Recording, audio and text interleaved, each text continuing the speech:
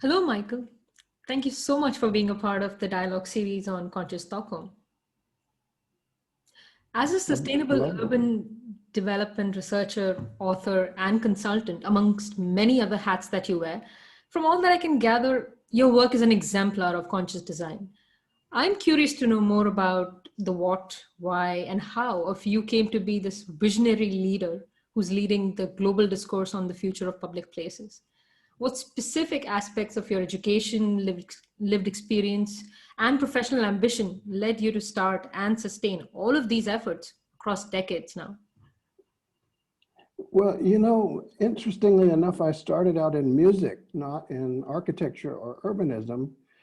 It's still a love of mine, music composition, but I became aware of what's going on in our built environment, in our natural environment. And I began to change my thinking and my focus about what I wanted to do with my life and what kinds of problems I wanted to work on. As much as I love music, I didn't see it as something that was really badly needed. There's already great music in the world. And there are great buildings too, to be sure, but there are also big problems that we have to address. So I actually switched sort of my focus when I was in university and began studying architecture and went and studied with Christopher Alexander, who many of the people watching will probably know his work, very influential in developing pattern languages. And that in turn led to pattern languages of programming and software and wiki and agile and all kinds of other really, really interesting things. And that set me on a course of not only in architecture and urbanism, but some of the other fields that impact those fields, like organization theory and environmental psychology and neuroscience and other fields that deal with how we interact with our environments, how we experience our environments, and how consequential that is for all the things that we can do in life, our well-being, and the well-being of our natural world as well, in terms of our impacts on the world that we live in. And so I came to work with a group of people, long story short, here at KTH University some years ago. And I can give you a little, some slides. I can show you some slides just to give you a little bit of background about the last 5 years or so. And if you'd like to do that, I can go ahead and share the screen. And Absolutely. Yeah. great. It says you need to enable, I guess if you click the green button and there's something down at the bottom there.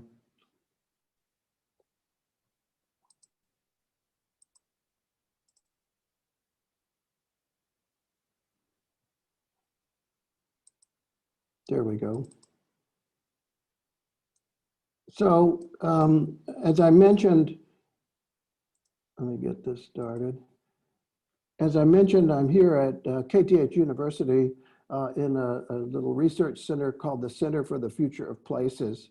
And that is an outgrowth of a partnership that we've had for a number of years now with UN Habitat.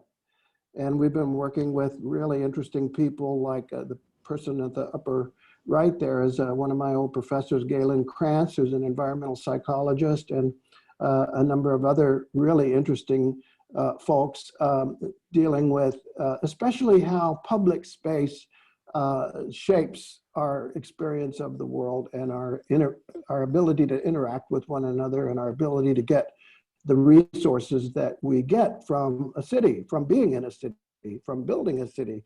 And this is a partnership that we've had now, really the MOU, the collaboration, the direct collaboration with UN Habitat here at KTH started about 5 years ago. But even before that, we were working together on getting some language in about public space into the new urban agenda, which many of your colleagues may know that That was the outcome document of the Habitat 3 conference in 2016. And they have had habitat conferences every 20 years, very similar to the COP conference on climate change. In fact, that's one of the other documents that was about the same time, the Paris Climate Accords, and then of course the Sustainable Development Goals. So all of these are related to one another in that they're all dealing with the problems of resource consumption and impact on our environment and the ability to benefit from our interactions without damaging the world we live in and damaging one another through inequality and other kinds of problems. All of these very, very critical challenges that we face right now, obviously. And so we've been working even before our collaboration here at KTH with UN Habitat on something called the Future of Places conference series, which was a lead up to Habitat 3.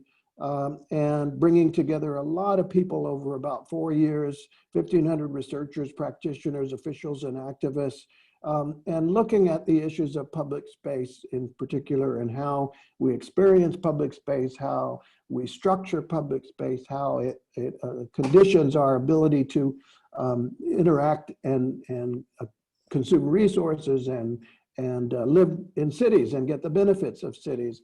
And so we affirmed as a result of that, that this is really the fundamental connective network for healthy cities and human settlements for sustainable development in cities. And we enumerated a number of those aspects that I'll talk about a little bit more, but that's really been our focus, is on the benefits of public space, the critical role of public space, structurally and experientially, and how we experience it and interact within it.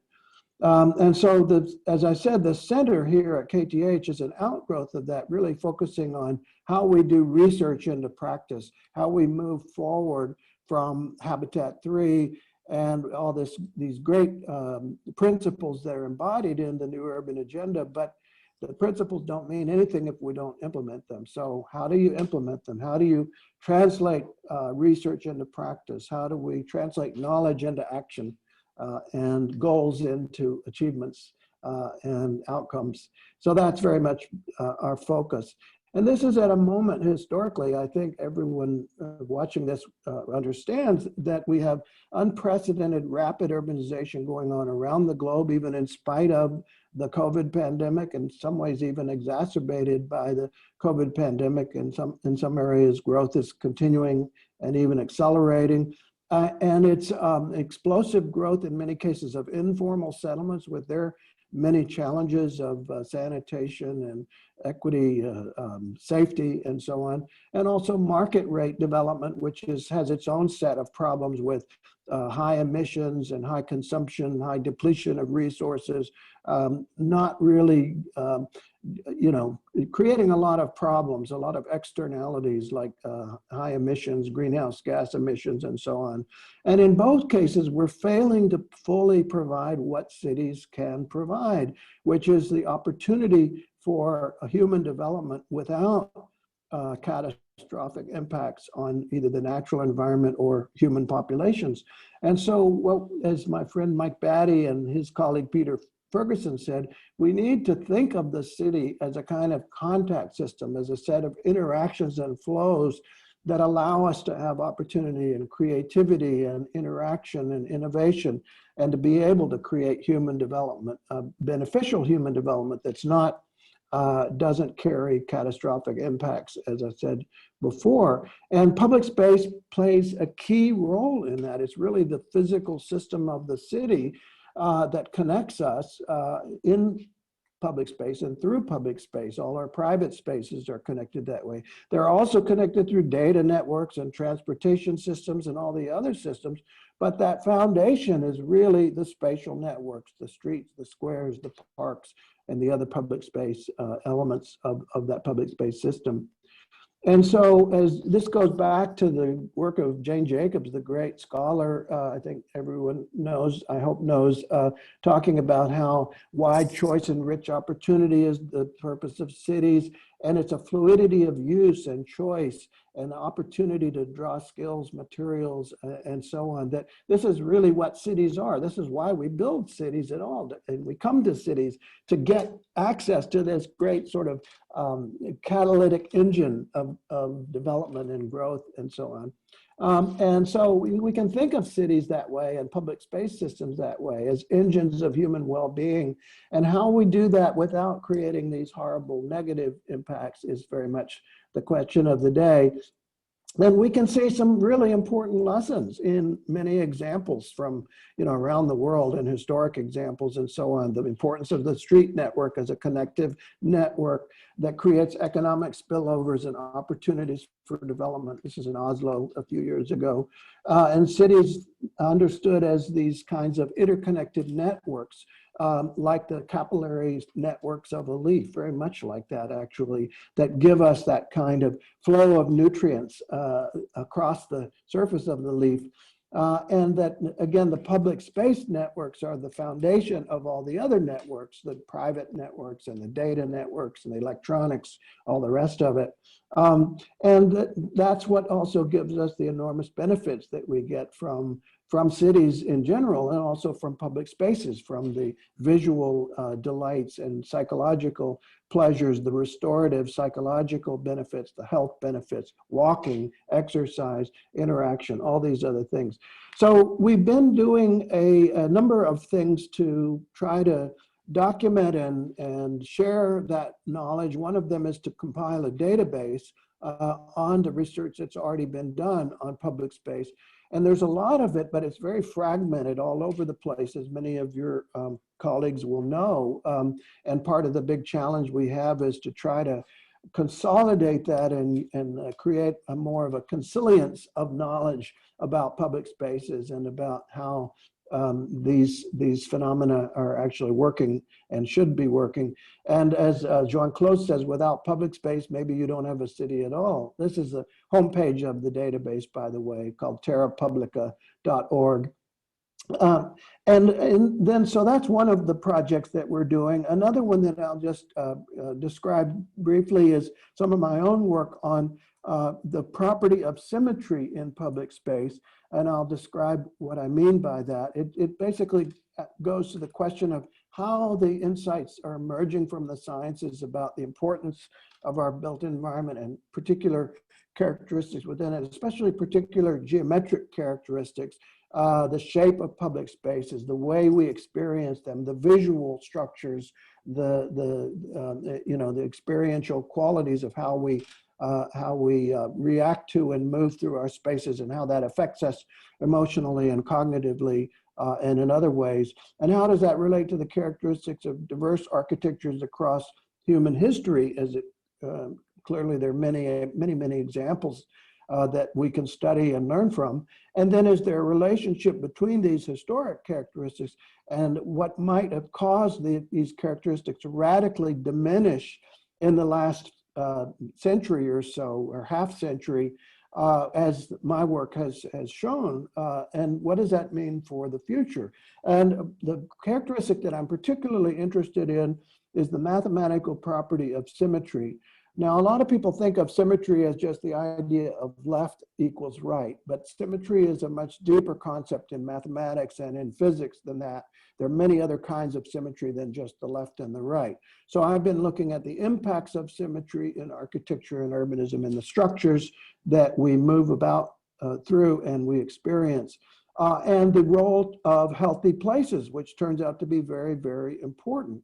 The historical understanding of symmetry, which is actually much more sophisticated in people like Alberti and even Vitruvius and others. It wasn't just the mirror symmetry, it was a sort of correspondence as a species, as Alberti put it, which includes reflectional symmetry as well as rotational symmetry and scaling symmetry and translational symmetry, many other kinds of symmetry than just the left and the right, which you see in the natural world and you see also in the environment, in the human environment, very, very richly structured and compounded and expressed in many architectures throughout the world. And many, as I said, many mathematical characteristics that we're familiar with. We probably all are familiar with fractals that exist in abundance in the natural world. That's a form of scaling symmetry. And then also rotational symmetries in things like the familiar kaleidoscope, which is actually a compound of rotational and reflectional and translational and other kinds of symmetries. And we perceive that. Our brains are hungry to perceive this kind of order in our world, this kind of symmetry. And that turns out to have important health implications, as the work of Samir Zeki at UCL, University College London, and others has shown. And you can see what we refer to as deep symmetry, that's the idea of compounded symmetry that actually reaches into the structures of our own lives and somehow grabs us emotionally. You know, the symmetries of the human body, the symmetries of a landscape, the symmetries of a beautiful building. And that is a very, very important characteristic of human environments. So then we have to ask, well, how does that relate to what's going on in the modern world? You know, we have symmetries in things like buildings that have vegetation on them. Those are fractal symmetries and translational symmetries and so on. But are they the same deep kinds of symmetries that we've seen in buildings of the past? And is that in a relationship to sustainability? For example, the Pantheon in Rome, many people will be familiar with, is about 1900 years old or so. Quite a remarkable example by any measure of sustainability, right?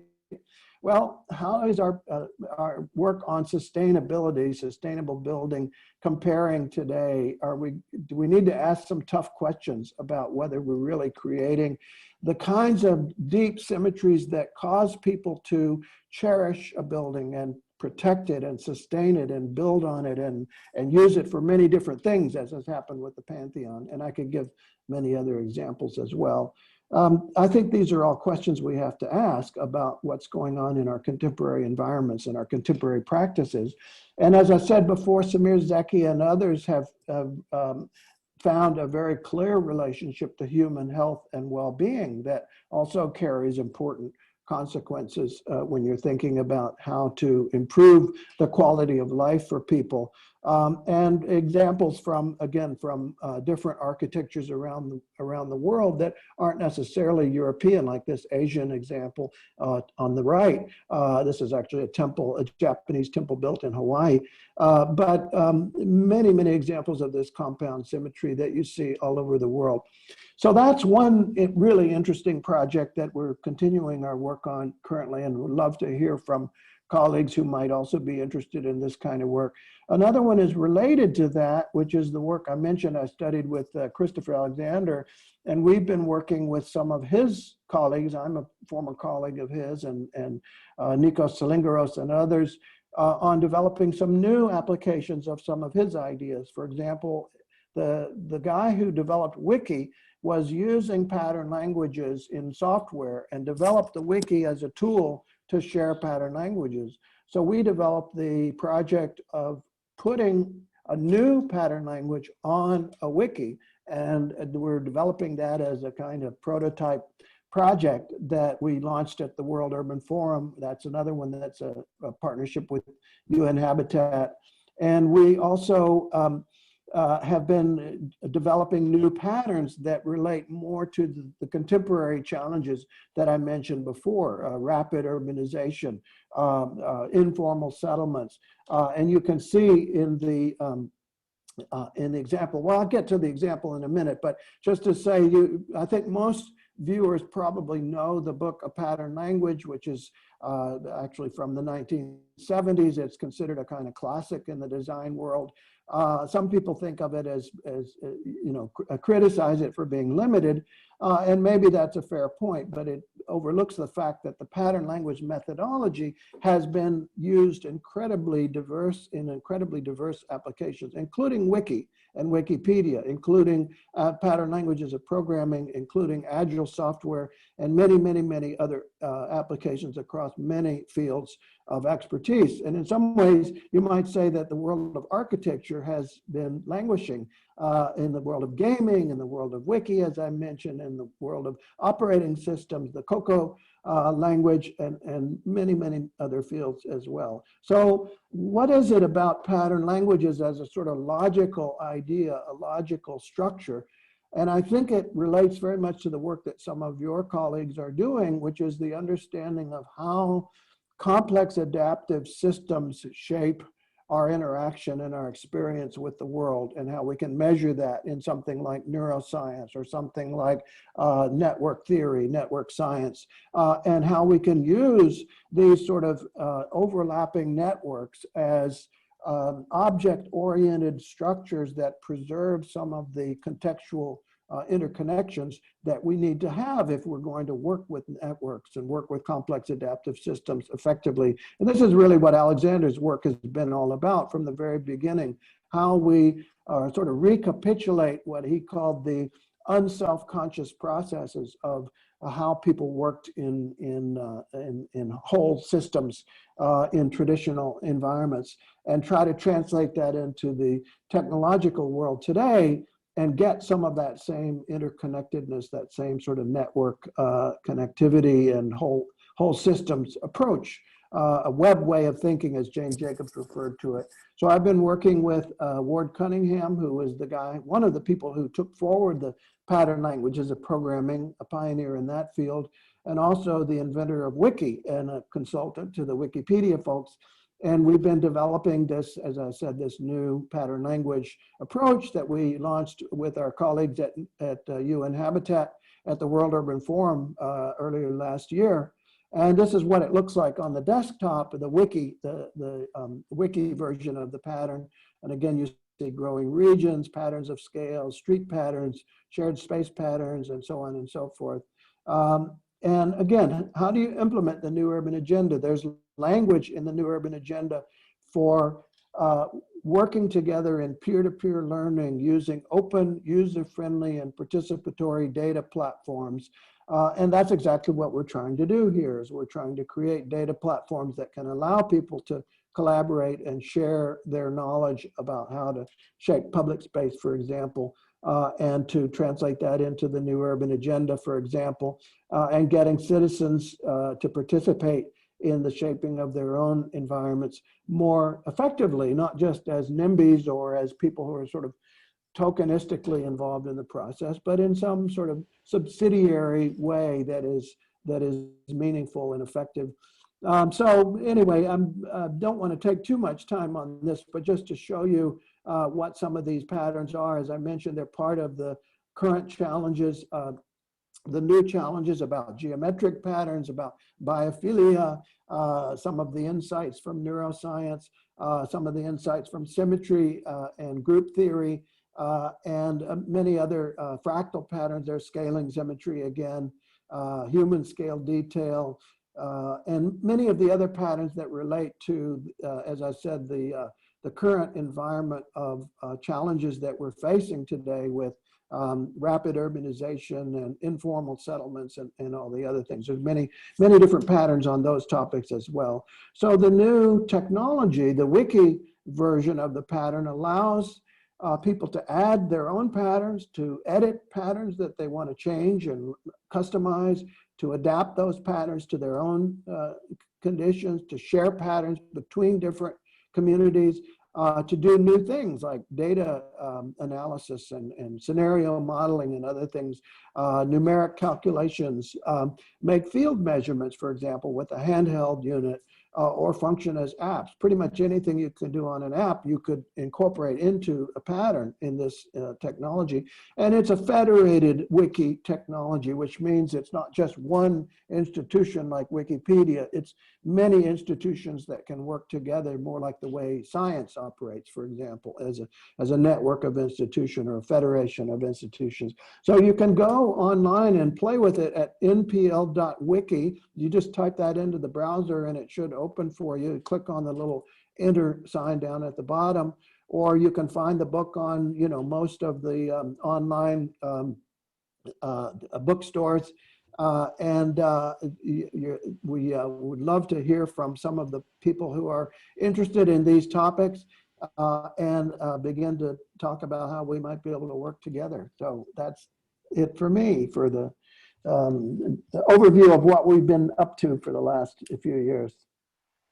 Wow, it's fascinating to say the least, because the work that you're doing is not just manifesting social sustainability in a way that can be implemented from a multidisciplinary perspective and also through active citizen engagement, but also it's carrying the torch in so many ways that some of the most influential urban and architectural theorists always spoke about in the last century. And of course, the presentation that you gave definitely sort of also mentioned some of the most pressing challenges that most of the cities around the world are facing. The fact that rapid urbanization is not being driven by intention, it's happening because people are moving towards cities. Right. And it's not happening because people want to live in healthy environments. So how do we foster that? And the kind of tool that you mentioned that you have developed with Wiki, brilliant. I think that's a very emphatic and a very intentional step towards documenting what's happening at the moment so that we can use it mindfully in the future. So, well, since you have gone through all of these questions that I had planned anyway, I guess finally I would just like to ask you a few questions about what you think a conscious city can be like, because that's something that has been mind-boggling to me for a long time.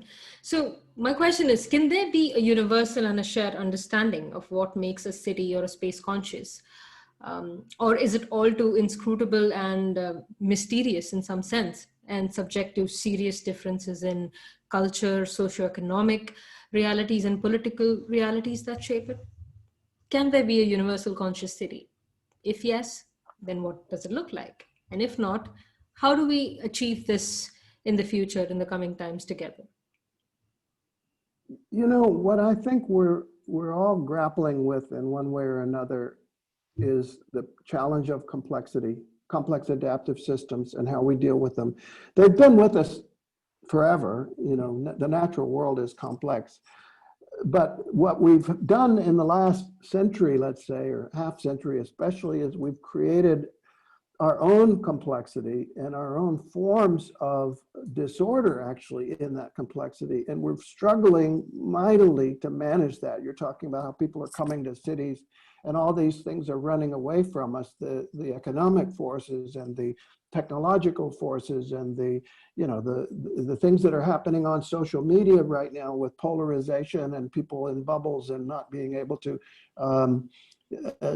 work together on common challenges. How are we going to deal with all our challenges if we can't even understand, who won an election or whatever, basic issues that, and at least a working proposition of what's happening in the natural world, or do we agree? Do we have a consensus, a working consensus? And I would call myself a provisional scientific realist. I know that what I know may be wrong, but I know that there's a probability curve that I can work in along with a lot of other people, and we can all agree, and we can all make some effective actions together based on that. If we're all just saying, well, we're probably all wrong most of the time anyway, or here's some examples I just read in a newspaper or on a blog that shows that this is wrong and that's wrong, well, we're going to all throw up our hands and then we're all going to die because we're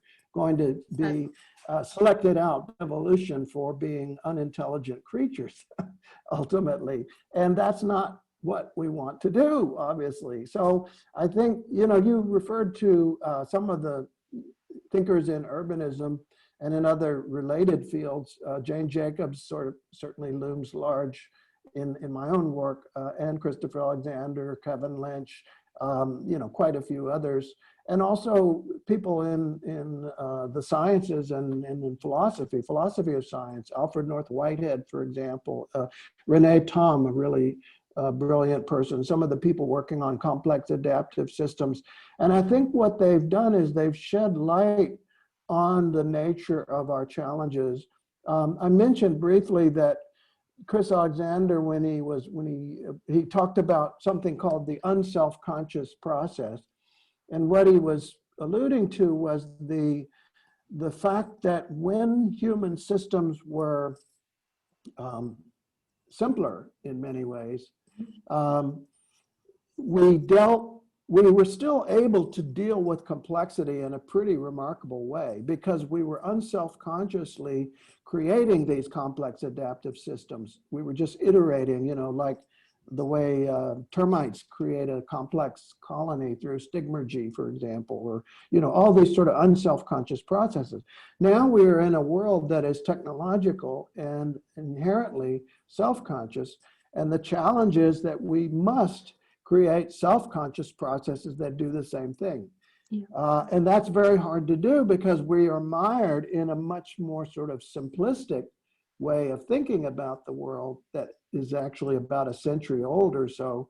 And Jane Jacobs talked about this in the fantastic last chapter of Death and Life of Great American Cities. I highly recommend that people go back and read that or read it for the first time if they haven't, where she talked about beginning to understand the way the sciences are evolving it from a physical understanding of the natural world to a biological understanding of the way interconnected systems actually behave, and that the sciences are beginning to get their arms around that, but the planning world and the organizational world and many other areas of human institutions and knowledge have not yet caught up sufficiently to be able to figure this all out. And in fact, we're sort of racing with our own negative output, you know, with the technology in some ways is racing ahead of us, the technology that is creating disorder. I mentioned the social media, you know, and I remember, I bet many of your viewers and listeners will remember how idealistic many of us were in the 1990s about, the internet is going to be so wonderful. We're all going to have access to all this knowledge, and all these asymmetries are going to be gone. The car dealer will no longer be able to rip you off because you'll know how much they paid for the car and all that sort of thing. What we didn't realize is that too much information is not more information. It's no information. It's noise. Yeah. You know, and it's very, very easy to manipulate people with noise, as we've seen in the political sphere, with you know, drowning in information, flooding the zone, as some political people say, that where you just things don't work anymore. And because things don't work anymore, then opportunists can swoop in and extract their own value from the commons, from the public good, and suddenly you have a decline of the public good and the tragedy of the commons, or you know, various phrases that have been used to describe that. I think that's the challenge, is that we have to understand the nature of the problems that we face as the first requisite, which is something that Jane Jacobs said. And she also said that, you know, these problems are not in some dark and foreboding way irrational. Yeah. They are problems that can be understood, but you have to understand what kinds of problems they are, which is the title of that chapter, the kind of problem a city is, and the kind of problem design is. You know, we've had a very linear conception of design that did not account for emergence, did not account for the sort of iterative algorithmic qualities that go on all the time, which designers came to call wicked problems. They're not wicked problems, by the way. It's the only kind of problems that are not wicked problems by that definition are problems that aren't even really problems. They're trivial. So all problems are wicked problems in that sense. But they're not in some dark and foreboding way irrational. They're just different. And we have to understand that, or we will see them as wicked and we won't be able to solve them, and so on. So I'll just mention one other thing, because you asked me specifically about conscious cities and I wanted to respond to that point. You know, one of the marvelous things that we're learning today is about how, for example, the brain structures work in what's known as the connectome. And I'm sure many of your audience will know all about that. The idea that the way we perceive the world has a whole lot to do with the way our neurons are able to join up and model and create structures that we can ideate and we can perceive and we can experience.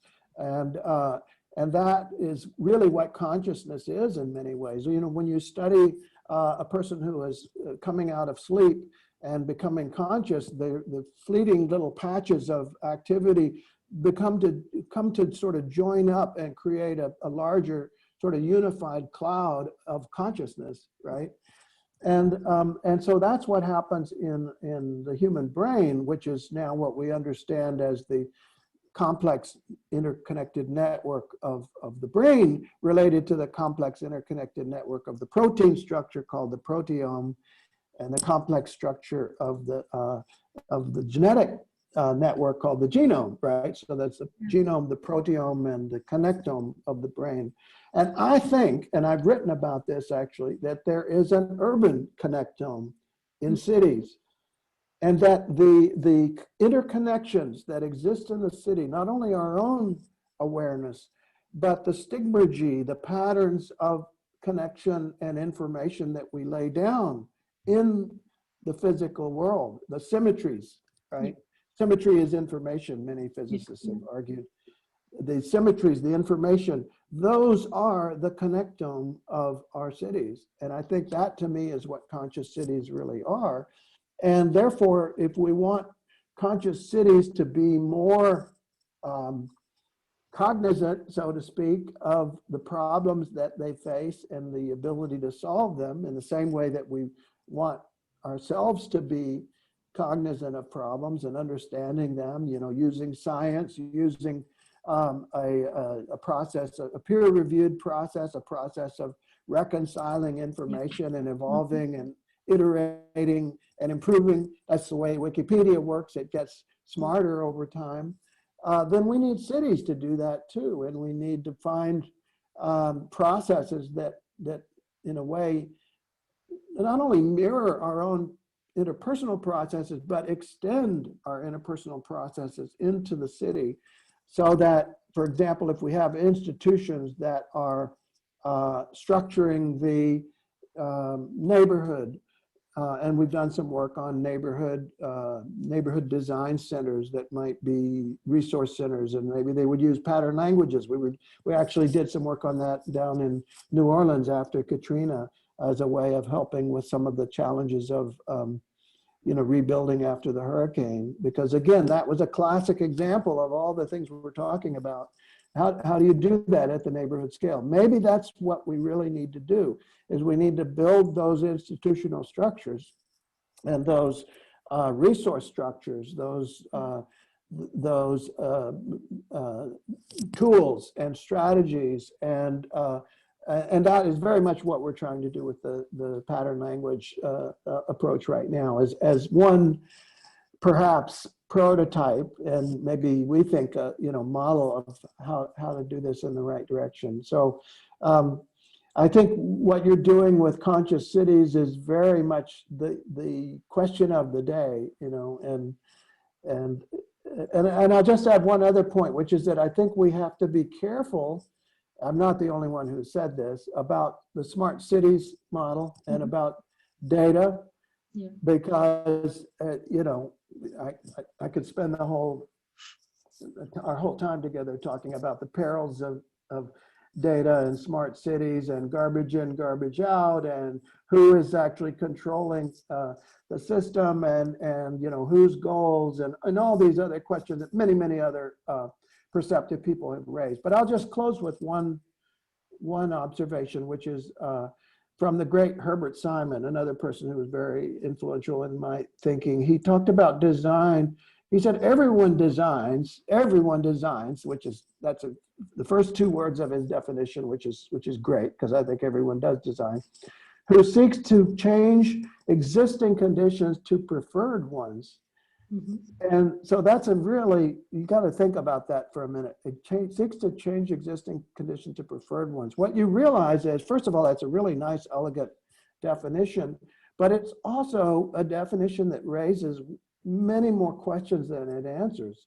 Mhm. But they are absolutely the right questions that have to be raised because, for example, who is doing the preferring?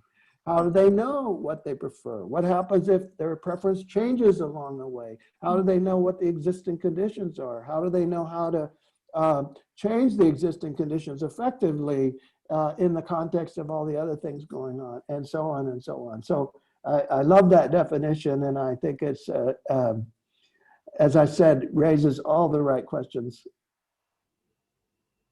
Yes, Michael. And I think that captures exactly what the questions that we would ask in the future as we are looking into what kind of research we need to do and how we need to sort of figure out the systems and structures that we need to formulate in order to adapt them into practice and also long term into education, because design education is literally the bedrock that sort of pushes the whole paradigm in a very slow and steady way, because there are so many challenges in terms of how do we even teach up and coming designers all of this.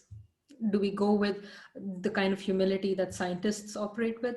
Can we even afford to do that, especially when we have such an overpowering professional and creative undertaking as practitioners? So of course, changing the existing state to a preferred one. Eloquent. Thank you so much, Michael, for today. And this was an amazing way to bring together the ideas that have taken almost a few decades, 3 decades, if I'm not wrong, if I got that approximately correctly, into fruition that will inspire generations to come, as well as work with people who are aspiring to at the moment. Thank you so much. You're welcome, and enjoyed talking to you, and I'd love to collaborate in the future. We'll continue the conversation, certainly. Absolutely. Thank you.